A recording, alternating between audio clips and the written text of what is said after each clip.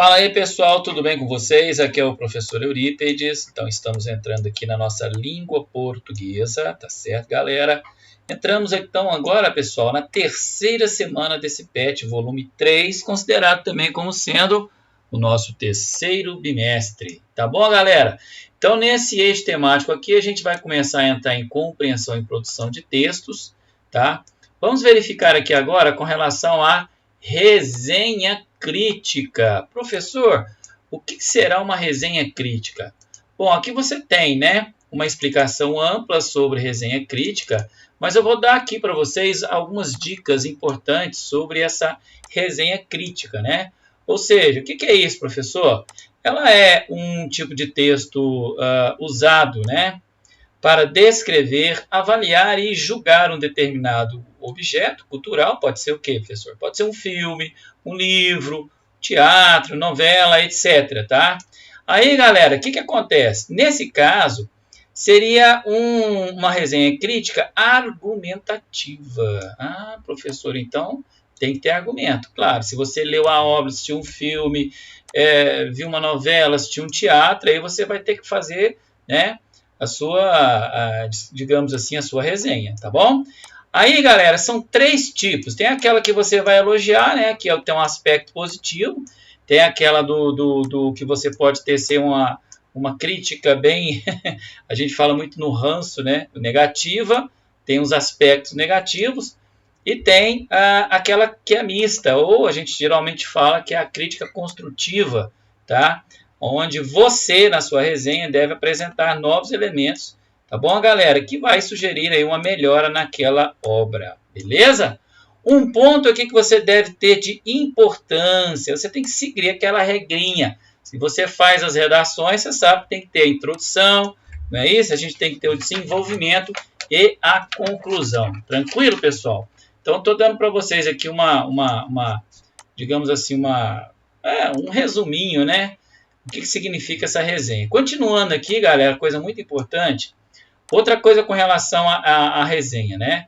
Ela tem a finalidade de comentar uma obra. Já expliquei isso para vocês. Põe isso na cabeça, tá? E aí, como é que vai aparecer isso, professor? Geralmente pode aparecer nos jornais, impressos, nas revistas, tá? Geralmente você vê aí também com relação à apresentação em televisões e tal. Tranquilo, galera? Beleza, né? Dito isso, então nós vamos seguir aqui agora com algumas referências. Aqui você tem, né? É importante seguirmos alguns passos na hora de escrever uma resenha crítica. Veja quais são elas. E aqui ele vai dizer para você, identifique a obra. Cara, você tem a obra do autor... Desculpa, a obra do autor não. Você tem a obra, o título que está na obra, um livro, do nome do filme e tal. Identifique o autor. Quem que é o autor daquela obra? Apresente a obra. Então, por exemplo, vamos supor, professor, você já leu esse livro? Eu pergunto, ainda não. Olha, eu indico isso, que o autor é aquilo. Geralmente a gente costuma estar na oralidade, né? A gente está conversando sobre a obra, mais ou menos por aí, tá bom? Você tem que ter o quê? Uma análise de forma crítica, foi o que eu já falei para vocês anteriormente, tá? Posso fazer aquela recomendação da obra? Claro, disse aqui agora mesmo também. Naquela forma da oralidade você pode especificar, tá? Assine e identifique-se. Pô, cara, se você fez uma análise, uma resenha crítica, então você tem que assinar lá, tem que colocar, digitar, você fez lá uma quantidade aí, vamos supor, professor, desculpa, numa resenha crítica, mais ou menos, tá, por alto, quantas linhas mais ou menos a gente pode, né, fazer uma resenha bem elaborada? Alguns dizem, né, aí alguns gramáticos, algumas pessoas que trabalham nessa área, entre 60 e 90 linhas. Nossa, professor, por aí, tá? Por aí. Então, você pode pegar alguns fragmentos e aí você pode tecer alguns comentários. Tá bom, pessoal? Aqui você tem o seguinte, além desse espaço, devemos organizar o texto respeitando a estrutura de introdução, desenvolvimento e conclusão. Olha só, acabei de dizer isso para vocês anteriormente, né? A linguagem também é uma questão importante, ela deve ser clara, acessível, além de normalmente obedecer à variedade padrão da língua portuguesa. A língua padrão, né, pessoal? Você não vai falar nós quer, nós acha, você tem que ter um padrão específico para colocar aquelas nossas regrinhas gramaticais, o texto tem que ter aquela compreensão de quem vai ler essa redação que nós chamamos de resenha crítica, tá bom? E aqui ele diz o seguinte: vamos agora resolver algumas questões para fixar o conhecimento. Beleza? Então nós vamos resolver agora, pessoal. Chegamos aqui, né, com relação ao que a gente vai fazer a leitura, tá bom? Então a gente vai fazer a leitura desse nosso primeiro exercício aqui, tá certo? Observem aqui embaixo que quem se identifica, P. Nogueira, saúde e bem-estar, anti-envelhecimento, olha lá, eu falei para vocês que pode estar numa revista, numa obra que foi impressa, né, 28 de abril de 2008. Então, observa que pegou um fragmento aqui, tá, e colocou para que vocês pudessem, né, fazer a leitura e tecer determinados comentários. Então, bora lá para esse exercício? Bora lá. Então, vamos fazer a leitura aqui comigo, lembrando, pessoal, que geralmente quando um texto ele é assim, ó, já expliquei isso dentro da sala de aula para muitos de vocês, da letra A até a letra E, geralmente a gente faz uma compreensão textual, o que está aqui no texto, que você vai fazer as escolhas aqui das alternativas, tá bom? Beleza? Isso é a compreensão textual. Então, vamos aqui com a nossa leitura. Bora lá. O tema da velhice foi objeto de estudo de brilhantes filósofos ao longo dos tempos. Então, nós já estamos falando aqui com relação à velhice, né, que ao longo do tempo os filósofos aí estavam fazendo seus debates. Um dos melhores livros sobre o assunto foi escrito pelo pensador orador romano Cícero. Olha a filosofia aí, hein? A Arte do Envelhecimento. Cícero nota, primeiramente, que todas as idades têm seus encantos e suas dificuldades. A gente sempre ouve dizer, né, como é bela a juventude. E depois aponta para um paradoxo da humanidade. Tá certo, galerinha? Aí você vai perguntar, professor, o que é um paradoxo, hein? Então, o que significa esse paradoxo? Algo contraditório, viu, pessoal? É algo contraditório. Já viu aquele negócio de ser ou não ser? Eis a questão. Isso que é o paradoxo. Existe um paradoxo aqui. Existe uma concordância e uma divergência. Tá certo? Então, tem esses detalhes aí dentro da lógica, né? Com relação aqui, no caso, à velhice. Tá bom? Todos sonhamos ter uma vida longa, o que significa viver muitos anos. Quando realizamos a meta, em vez de acelerar o feito, nos atiramos a um estado de melancolia e amargura. Ler as palavras de Cícero sobre envelhecimento pode ajudar a aceitar melhor a passagem do tempo. Então, tá aí, né?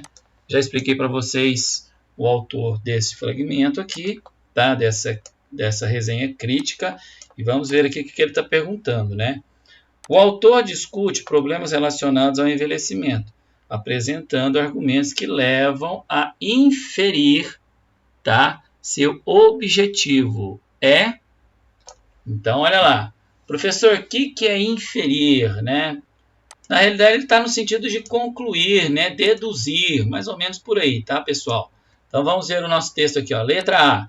Esclarecer que a velhice é inevitável.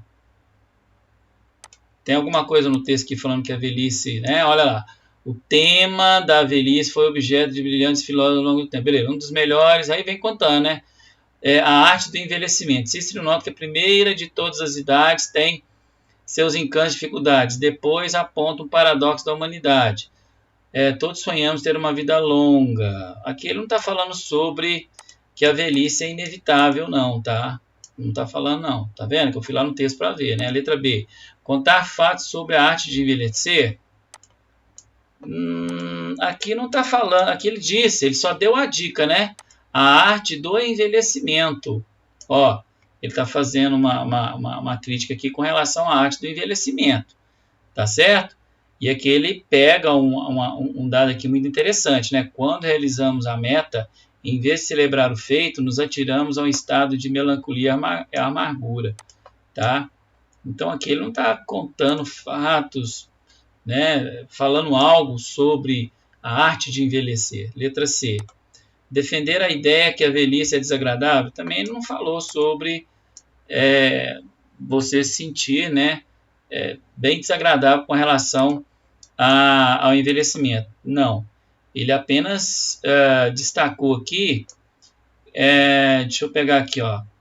Nos atiramos a um estado de melancolia e amargura, mas aqui ele não está dizendo que é desagradável. Tá?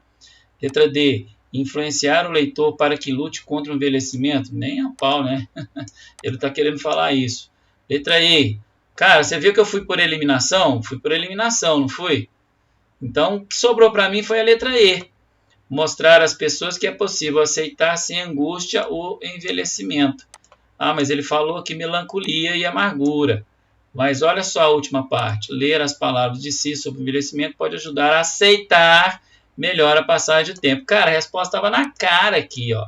Logo sendo a última, né? Mostrar às pessoas que é possível aceitar. Tranquilo, pessoal? Então, vocês já perceberam aqui qual dessa que você iria marcar, né? Mas o professor aqui já deu quase que a dica completa para vocês, né? Então fica primeiro aí de groja, tá bom? Quando a gente fala groja, é de gorjeta, viu, pessoal? Vamos lá para a número 2. Aqui, galera, na número 2, ele diz o seguinte: releia o texto da atividade 1 e responda. Como podemos comprovar que a leitura feita se trata do gênero e resenha crítica? Quais as características nos fazem ter essa comprovação? Pessoal, eu já falei para vocês quais são, como é que você deve identificar com relação a essa resenha. A parte principal aqui, que ele está falando de uma obra. De quem que é essa obra? Desse cara aqui, ó. Então já está dada a dica aqui para vocês. Então vocês vão pegar e vão desenvolver a número 2, tranquilo? Então ele está pedindo para que vocês façam uma comprovação que a leitura feita se trata de um gênero resenha crítica. Está te fazendo uma pergunta. Então eu já passei a dica aqui para você de uma característica, tá? Beleza? Até aí? Vamos agora para o número 3, né? Vamos lá. Em O Toro Indomável, que a Cinemateca lança nesta semana nos estados de São Paulo e Rio de Janeiro, a dor maior e a violência verdadeira vem dos demônios de LaMotta. Deve ser o personagem, né? Ou deve ser o autor do livro. Vamos continuar aqui para a gente tirar as nossas conclusões. Que fizeram dele tanto um astro no ringue como um homem fadado à destruição. Ah, entendi. O cara era lutador de boxe. Parece que é um filme, né? Antigo. Continuando. Dirigida como um senso vertiginoso do destino de seu personagem. Essa obra-prima de Martin Scorsese é daqueles filmes, que falam a perfeição do seu tema, o boxe. Então ele focou mais no boxe, né? Para então transcendê-lo e tratar de que importa aquilo que faz dos seres humanos apenas isso mesmo, humanos e tremendamente imperfeitos. Vocês acreditam que eu ainda não assisti esse filme, cara? Pô, eu vou assistir, viu? Então vamos ver aqui, pessoal, o que está sendo pedido, tá? Sobre a questão número 3. Vamos lá. Ao escolher este gênero textual, o produtor do texto objetivou. Então, o produtor do texto, quem que foi aqui? No caso, a revista Veja, 18 de... Deve ser fevereiro de 2009, né? Foi uma adaptação aqui. Então, alguém fez essa resenha crítica. Então, ele diz o seguinte: qual foi o objetivo desse gênero textual, né? Vamos lá. Letra A. Construir a apreciação irônica do filme. Você viu essa figura de linguagem lá? Letra B. Evidenciar argumentos contrários ao filme de Scorsese. Tem alguma coisa falando não, negativo. Viu como é que é a compreensão textual, pessoal? A gente não pode pensar muito no Enem, não, viu? Letra C. Elaborar uma narrativa com descrição de tipos literários.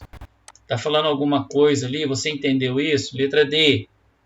Apresentar ao leitor um painel da obra e se posicionar criticamente.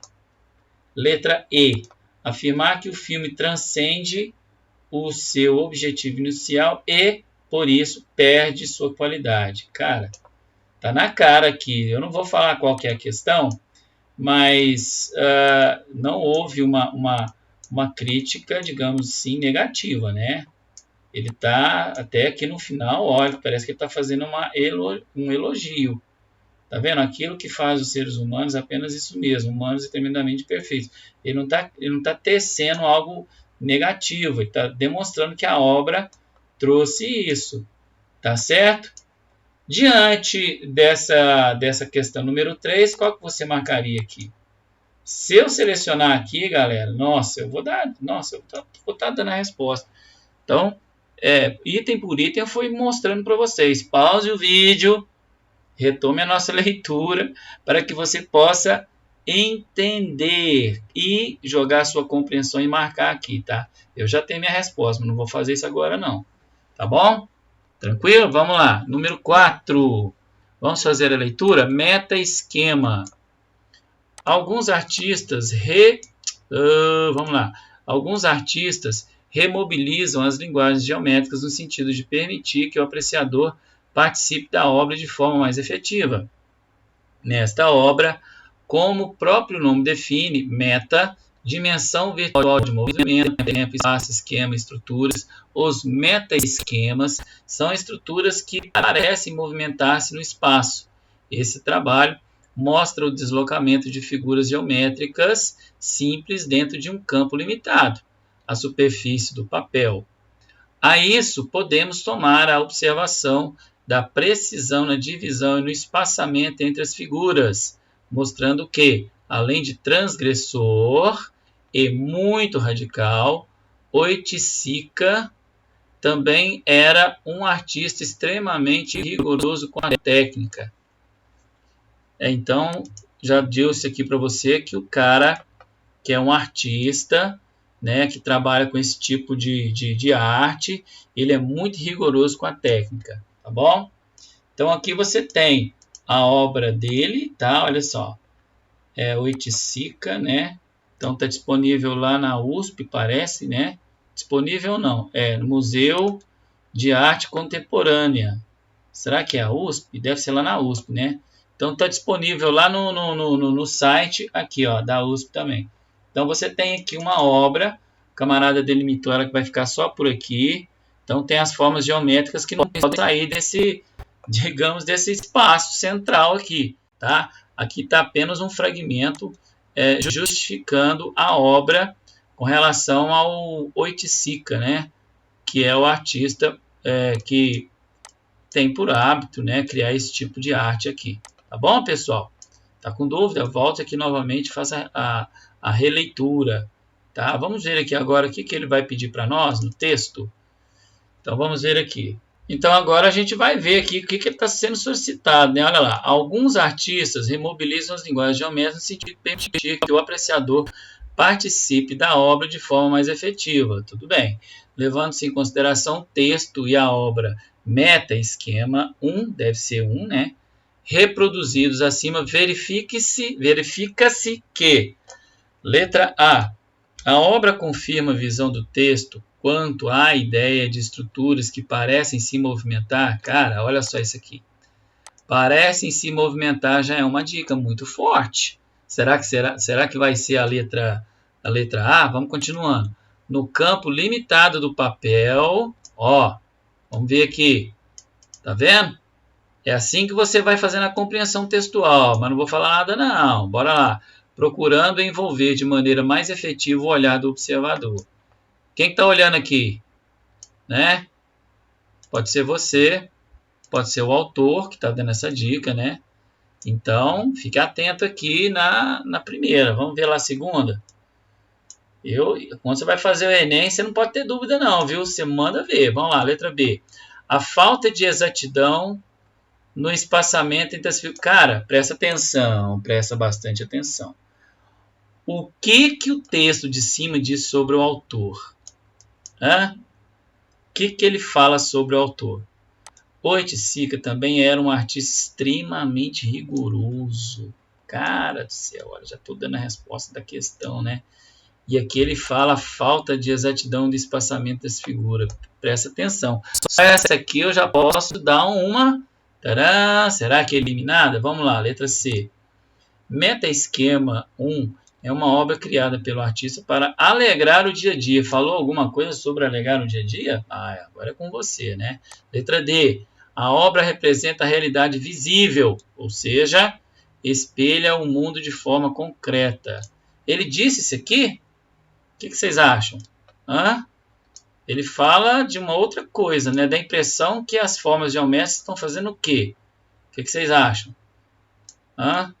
Nossa, professor, então para fazer o Enem desse jeito se você tem por hábito fazer leitura, meu amigo, você já consegue matar a questão, né? Letra I. A visão da representação das figuras geométricas é rígida, propondo uma arte figurativa. Cara, ele está falando sobre rigidez aqui. Olha só, ele está falando sobre rigidez. Veja bem que eu acabei de fazer uma observação aqui com relação à letra D. Olha lá. Aqui, ó, forma concreta e com uma figura rígida. Percebe? Qual que você acha que vai marcar aqui, hein? Da letra A até a letra E. O que você acha? Pô, já estou dando até resposta, viu? Estou dando até resposta. Tranquilo então, pessoal? Então tá aqui aquela aulinha que nós estamos passando aqui para vocês, bem direta, né? E assim você vai aprendendo como é que você faz aí a sua compreensão textual. Você vai tirar do texto e vai apenas responder. Vai marcar o X ali. Não enrola muito não. Você começar a pensar demais, vai começar a queimar o cabelo aí. Tá bom? Ou a cuca. Tá? E aqui ficam as características, né, de uma resenha crítica. Tá com alguma dúvida? Pause o vídeo. Retome um pouco mais esse vídeo. Ouça quantas vezes for possível, tá? Para que você responda as questões. Bom, professor, você já praticamente quase deu as respostas, né? Aqui para a gente, fazendo junto conosco aqui os exercícios. Sim, mas você vai ter que aprender agora, né, a ser crítico nas suas respostas, tá bom? Um abraço aqui do professor Eurípides.